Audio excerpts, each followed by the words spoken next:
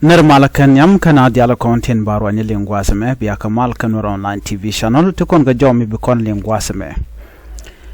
jo bana ling bana right ka do badan en shush na ka jam chu nuare ka ja bana report me bana ja linkel choja dan shush ka nuare men dan lat ke jang kan man dan lat ke en watin kon tela politician ne tin shunkel ka jang no tin kon tin lo ke dak reng machar Canadian kontin palke nuari palaka church jan jawdana gorno bana nyakel gwasame me jiram jidit please nyakane de kokien ko blerti bi kan chamala chub gwasne tin gor kon ken go de ko tin an walle shanka desh ka paibaro ron kina dangro wir jan dangro wide die cha bana jome ban je chu nyakel ko ngai kono kono dat ko dien gor jan wodi nyakane de kokien alarme gor jan wodi de ling Amun mungod kanwari ka shosh ka jamo are wicha ka South Sudan kuma kiir mayardit shanwari shakanak karon kina dangro wida waljok shwanwari tungwana long shwakanak kiir mayardit are wika juba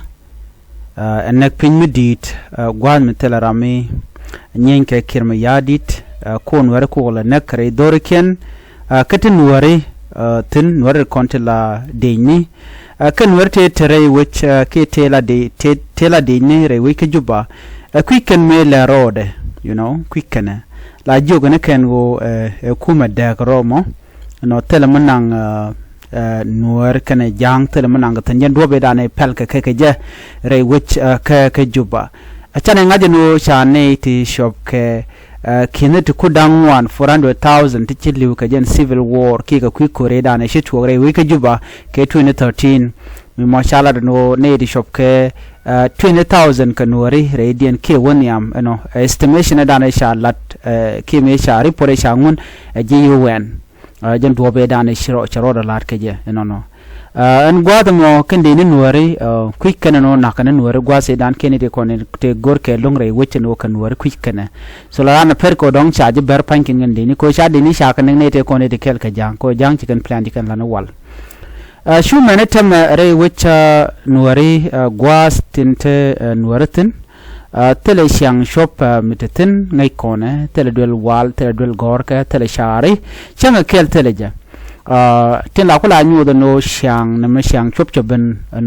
jang let ken dorken ban nuere dorken tel mi shali shang chop tan tel development ngai kon dia la kone chalen nuere entem rai kone rai we ka South Sudan ke dor ke ka kantis ni nuere chala ne de ni tin la de ni SSPDF South Sudan People Defense Force kane de kone chala tin kirmi yadit ne kan nuere ni chang ko wer kan chang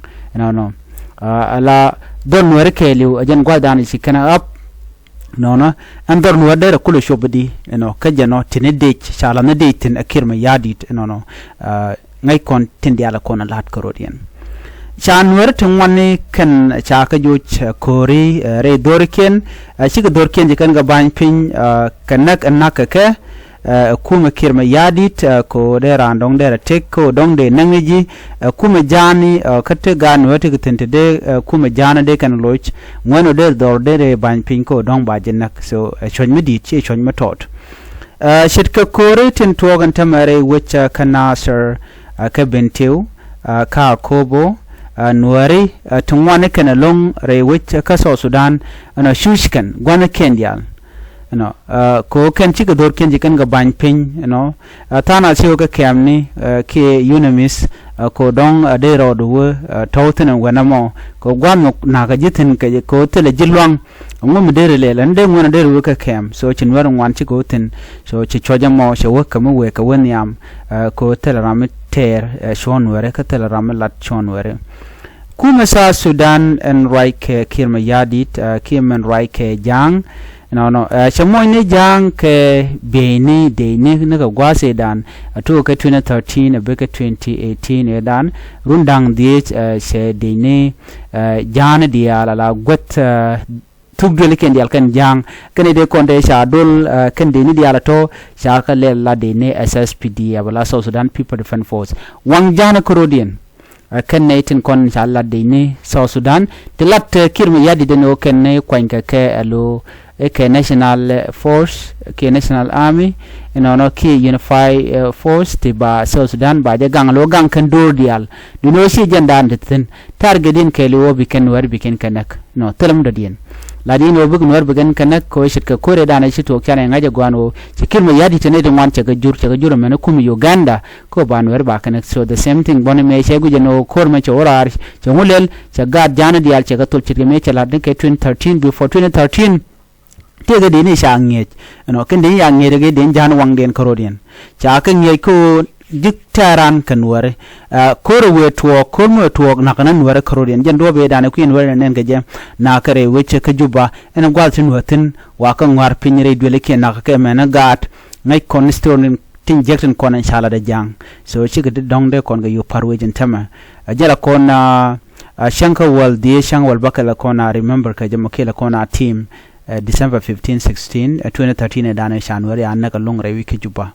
no ate ga tana ti chakwini je mana chor la ti chi dier ban go January shakan nak no wana wo reiler kana mana ken de ni jani totoni no tin sha kula jako bore dwa Nueri buka chang na do Nueri ke buka chang na Nueri dom kan man Nueri by the way okay toy kan man Nueri ka bom ka chang kan na do jega long ngai kon mala de ni jalat no ko de ke lo mi jaro mo mach no la ler chi tel mo dong de je nyotel mo de je nak so la kana gor no buka na ne ko metran ka ma che tok enim era mo tuk de lebo bi kana din na ga jen ta dan yana nen ka jan so la kan de kan ka jak che de kon inen tam kan his nin wordial tene de ni ngamten tene de ni janatan and community Nueri no red one Nueri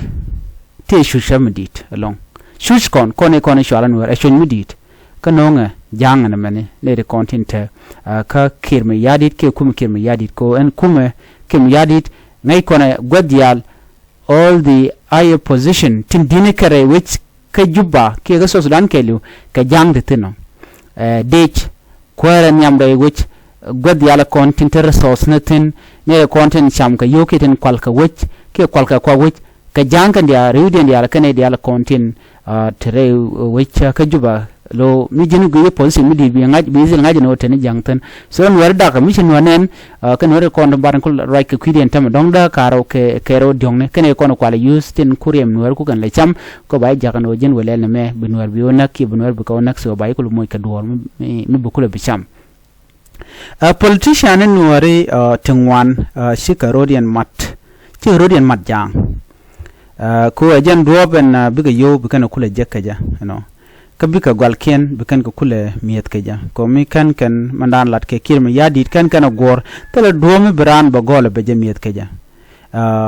mi jini guchi politician tin chung kan ware kel lanetin content donkan rodian mat ke kum kirma yadit mi jini guji gwalken joje shush keke okay point gwalken tele kon misham kana ko kan chaka gagrar ke system tele kon mi jekana ko shun kan Nueri kel ne to back level no kaneti jack so any politician any leader a shungo kan Nueri be adil ngaje no bedil shuja la to ko jan charge be recognize kuma kirma yadit kuma jane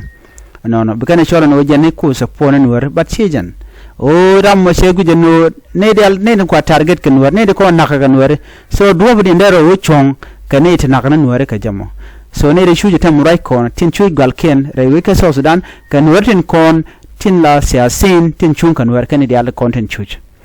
kan politician wertin chung kel ke kirma yadit ke tin chung ka jang no chika tu ken chikan ka gak la tele malar ken chika tu ken chikan ka gak tele malat ken gwan wa ka mun hakan wertin bugo ke ka meti dit karin yali linya maneken liu da maneken tele malat ken so name amle harode liu ga ni shang nakana ni shang ka wer ken chang deni SSPDF South Sudan People Defense Force ka tele malar ken okay bineken naka ga de tiene tor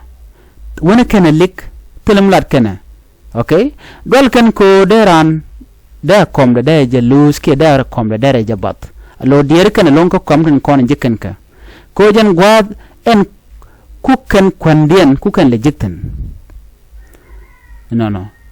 ko jen guard nan jigan kwandien tina asigan gorno bi kan yar so jen the reason da nen yana bit keje michran wala ra dor beneni bianen jeno ko chungen kel ka jang so yo micha gore ba gulo ngaye jang no ram chunga kon kel so chaje buj ba this support jang ko naga nore no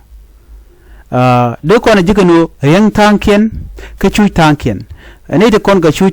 tin chu kan ware tin chung kel ga kirm yadit aramin mo mekan lada dana sha kame kana homework kan dana ya kame kirm yadit kana jalat kana ware kana ka jo gwada nanen teketin no teram chenak tele record misha nen ka social media no chen war shakanak kan ware kan ga kanyal ga shode so ram mo bianen baji demoted charge be chabe jot ko kenan ware kana kanak so mishi yanen ta ga social media micha ta ka duwar misha lat kacin wari ka nyal tana nuwar me chana chaganak na mo credit ka by the way so micha mi jekeler kan nuwar bunwar ka nyal baje quit baje lat jor so from there rama mo ba gije no shamu gwa chela da kuma kirmi yadit jen to badan en len ngana rodin kaja okay so mu gui kona makani de kontila siyasin politician nuware a shanga written to ogre yuni nuware chicken deer kan watin konti liu nishang nuware kona naka tinake jang kuma kirmi yadit tinake SSPDF so Sudan People Defense Force teram dier kaka ramandanan kwati dial kwala lat jode manaka nuware kaje driek machar ko driek machar nuwar kajen la stood up when other bow down okay miche tekaramumo chiro de ko larno che malga ya pinga kir che jamoga la shunga ano cha ga de shenga jek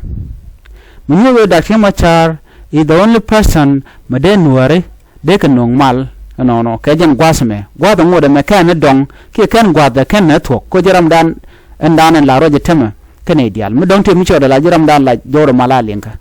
no sen mi chaji yenen tema ngai kon dial jen ku wi sol dan ku ne na kwan war ko kala nakatele no mi je roda so ne dial ko ken telam dier ka me danel roje me kana yena kana ke ko bom nen kona telam la ret ti dialet ke so la respond la roje ban mu cha yenen tema ana dial kona ci dorar jo ka mi telam lut kana telam lat kana kan wore lin wore gona ken dial ngum ci kalat that's nothing mi nyu da no ci kana lat so ngai content kon lat ka rudin so baru dan la talk so driek machar he understand the pain of the people. He speak the language of the displaced, the wounded, the widow and the orphan. He is not a visitor to suffering. He live it. Kojen che chu cha jalgwade dan joy kanatin ngeje manan in bet nijen. Driek is the only national leader who openly called for a system where power is shared and not kept in one tribe's hand. Jigamalat ke kirmi yadit. Allo ajaram danan noke. A shingaman chaje betray an 81 so kan road watch mo da tere koramo chaje nan ka jerone dan e daga pinkane wuri shalga me Dr. John Garang chenwer nangrar anyok karon kina dangre wel jok chenwer nyok nangrar ko jen gorno nakaje so jaroda bar chenwer ngodo de karodian gangade de ga chondien de kana tere de dumdo lokaje an 18 content nakano bi ke myth tin nogno bi ran be myth ki be kon be je kwan mete nyur katen kwan wartanin kwa la rejek so few people tin kono kwa kwana je kana tin konti loka driek machar nere konti raje je ko ba ka muka yo ba je ya na kanwere kun wea driek machar ngaje choch en chush kanwere la roche etel dier ka etel dwal la tog la ja la darar ko ejen andan tegne dialan wo tog bu jalat mitela tog mulat ke ba kula gwaidi bijin kula kweredi bijin a leader di. Okay, the suffering of the Nuer people is not an accident. It is systematic, organized and political. Until true freedom, justice and balance come to South Sudan, the Nuer will continue to bleed, which is wrong. The only path forward is unity under strong leadership. Only a leader who knows the pain can heal the nation. Ngave jenwo latsuka no ngamal kamnenas. Okay, Dr. Machar ajaram kel karwade monogo dene dial de takamara wika South Sudan nogo nueri nogo jang telenate ko kien telenate banyarare kuma kada bino mena ka nueri la roje chet ko onta mena ka jangbo dera roj ba ne de ti jara kir mi yadi ne tel mi der kaka no so cho den chui ka nuere mi chare le ka jang mi chare le ka kum mandanen roi kir mi yadi de she makad na rodaten chare le ka nawal Dr. John Garang da mabiur ka jen rone dane chikol cha togaje ka jen let kir mi yadi den tama ci kir mi yadi de nyoko le ne ke 2013 so ngai konti di atlat ko rodien okay nuere logo de nuere rodien gango ci yo chor logo jeno de nuere rodien gang ma ci yo je chor so please wake up jerodu lene mo gwa ku nuere so gang teg nuere karwai ni ka jawme de nuere de ke tek chula ne wo baje mo ke yo ka jana naka nuere so respond gwa da danen ci nuere ci rek kan jek roi ni ka dob dan de nuere de ko nyam ka je ramadan nang nuere roi ni ka je apple nang nuere ajena danan gorde nyoy kel biya te kamana